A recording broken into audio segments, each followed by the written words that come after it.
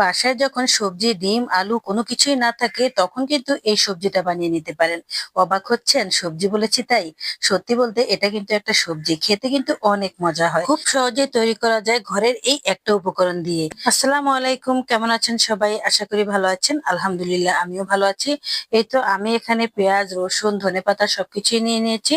আর সাথে নিয়ে নিয়েছি কয়েকটা ফ্রোজিং টমেটো। ভাগ্যিস কয়েকটা টমেটো ফ্রোজিং করেছিলাম। এখন বাজারে যে টমেটো উঠছে এগুলো সস্তা দিলেও কিনতে ইচ্ছে করে না। যাই হোক এবার ব্লেন্ডারে দিয়ে দিচ্ছি এখানে টমেটো, তারপর দিয়ে দিলাম রসুন গুলো, আর এবার দিয়ে দিলাম ধনেপাতা, আর তার মধ্যে দিয়ে দিচ্ছি হাতে বানানো দই। আর সাথে তো দইয়ের যে পাত্রটা আছে সেটা দিয়ে পানি দিয়ে দিলাম, আর কয়েকটা কাঁচামরিচ দিয়ে দিলাম, বাস এতটুকুই। আর এখন আমি ভালো করে ব্লেন্ড করে নিয়েছি। দেখেন কত সুন্দর একটা মশলা তৈরি হয়ে গেছে। আর এখন এটা আমি এক সাইডে রেখে দিচ্ছি। এদিকে আমি পেঁয়াজগুলোকে কেটে নিচ্ছি। এখানে দুটা পেঁয়াজ নিয়েছি বড় বড় সাইজের। আর পেঁয়াজের এই যে মাথার অংশটা এটা কখনোই খাবেন না, এটা সব সময় ফেলে দিবেন। তো যাই হোক তারপর আমি এখান থেকে পেঁয়াজের খোসাগুলো একটু খুলে খুলে নিচ্ছি। এই যে বড় বড় খোসাগুলো এগুলোই আমার লাগবে, তো এগুলো আমি খুলে নিলাম কয়েকটা। আর এগুলো এক সাইডে এখন রেখে দেবো। কি সুন্দর হয়েছে দেখেছেন? খোসাগুলো কিন্তু বড় বড় করে নিতে হবে। এবার একটা কড়াই নিয়ে নিয়েছি, তার মধ্যে পরিমাণ মতো তেল দিয়ে দিলাম। আর সাথে দিয়ে দিলাম গোটা জিরা ফোড়ন, আর 2 টুকরো দারচিনি। আর এবার দিয়ে দিলাম বেশ খানিকটা পেঁয়াজ কুচি। এখন ভালো করে নেড়ে চেড়ে একটু ভাজা ভাজা করে নেব। একটু ভাজা ভাজা হয়ে আসলে তারপর আমি সেই গ্রেভিটা ঢেলে দেব। আমি যে মশলাটা তৈরি করে রেখেছিলাম সেই মশলাটা এই তো এখন দিয়ে দিচ্ছি। সত্যি বলতে আমার কাছে এটা এত ভালো লেগেছে। এটা কিন্তু আপনি যে কোনো সময় সবজি অথবা ডাল অথবা ডিম কোনো কিছুই যখন থাকবে না তখন কিন্তু এটা বানিয়ে নিতে পারেন। এটা রুটি, পরোটা, ভাত সবকিছু দিয়ে খেতে অনেক মজা হয়। তো যাই হোক এখন আমি গুঁড়ো মশলাগুলো দিয়ে দিচ্ছি। গুঁড়ো মশলা বলতে এখানে হলুদের গুঁড়ো, মরিচের গুঁড়ো, ধনিয়ার গুঁড়ো, জিরের গুঁড়ো আর স্বাদ মতো লবণ। ব্যাস এখন ভালো করে নেড়ে চেড়ে মিশিয়ে নিচ্ছি। ভালো করে এই মশলাটা কষিয়ে নেব একদম তেল ওঠা পর্যন্ত। খুব উপকারী একটা রেসিপি, একদমই স্কিপ করবেন না, পুরো ভিডিওটা দেখবেন।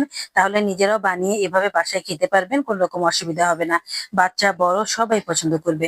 এই তো তেল যখন ভালো করে উঠে এসেছে তখনই আমি দিয়ে দিলাম এখানে বেশ খানিকটা পানি। আমি যতটুকু রান্না করব অতটুকু পরিমাণে পানি দিয়েছি। এবার আমি সবজিটা রেডি করি। এই তো বেসন নিয়ে নিলাম। বেসনটা আমি এখানে অল্প পরিমাণে নিয়েছি। আর সাথে দিয়ে দিলাম এখানে ধনিয়া পাতা কুচি। আর তারপর দিয়ে দিচ্ছি এখানে জিরের গুঁড়ো আর একটু ধনিয়ার গুঁড়ো। আর সাথে একটু লাল মরিচের গুঁড়ো আর স্বাদ মতো লবণ। আর একটু করে দিয়েছি আমি গরম মশলা গুঁড়ো। আর এখন আমি ভালো করে পানি দিয়ে একটু মিক্স করে নেব। সত্যি বলতে মিক্সটা কিন্তু একদমই ঘন করে করতে হবে, মানে পাতলা করা যাবে না। এই তো ঘন একটা মিক্স তৈরি করে নিচ্ছি। এত সহজ একটা রেসিপি 10 মিনিটে তৈরি করে নিতে পারবেন। আর এটা রুটি, পরোটা, ভাত সবকিছু দিয়ে খেতে পারবেন। খুবই ভালো লাগবে। তারপর আমি এখানে পেঁয়াজের কিউব গুলো নিয়ে নিলাম। আর এগুলো একটা একটা করে এর ভিতরে ডুবিয়ে দিচ্ছি। তাই এখনই দেখতে পাবেন কি সুন্দর একটা সবজি তৈরি হয়ে গেছে। এই তো এখন এই পেঁয়াজের কিউব গুলোর উপরে বেশি করে বেসন নিয়ে বাস দিয়ে দিচ্ছি এখানে। সবগুলো পেঁয়াজের কিউব এভাবে বেসন দিয়ে মাখিয়ে মাখিয়ে আমি এর মধ্যে দিয়ে দিলাম। এখন কিছুক্ষণ আমি লাড়বো না, একদম এভাবেই থাকবো। যখন 5 মিনিট হয়ে যাবে তখনই আস্তে করে লেট দেবো। চুলার আঁচটা কিন্তু একদম কমিয়ে রাখতে হবে, না হলে একদমই ঘন হয়ে পুড়ে যাবে। এই তো বেসনের সবজিটা তৈরি হয়ে গেছে। একদমই গোটা গোটা হয়ে আছে, খুবই সুন্দর লাগছে দেখতে। আর একদম তেলের উপর চলে এসেছে। আর এখনই আমি নামিয়ে ফেলবো। আমি প্রায় 5 মিনিটের মতো রেখেছি। তো সবজিটা যখন হয়ে গেছে তখন আর বেশিক্ষণ চুলার উপর রাখা যাবে না, তাহলে একদমই ঘন হয়ে যাবে। তো যাই হোক নামিয়ে নেওয়ার পর দেখেন কত সুন্দর হয়েছে, মাশাআল্লাহ মাশাআল্লাহ। খেতে এত ভালো হয়েছে কি বলবো আসলে। এক কথায় অসাধারণ একটা সবজি এটা। সকালে রুটি পরোটার সাথে অথবা দুপুরবেলা ভাতের সাথে খেতে কিন্তু খুবই ভালো লাগে।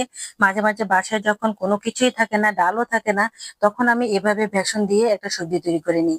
এতে করে আমার বাচ্চারা পেট ভরে ভাত খেতে পারে। তো যাই হোক এটা আমি একটু ধনিয়া পাতা ছিটিয়ে দিয়েছি। আর কত সুন্দর হয়েছে দেখেন, কালারটা কি সুন্দর এসেছে।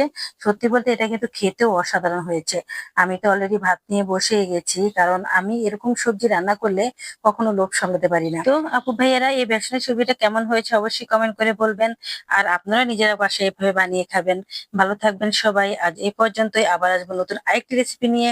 পাশে থাকবেন। আল্লাহ হাফেজ।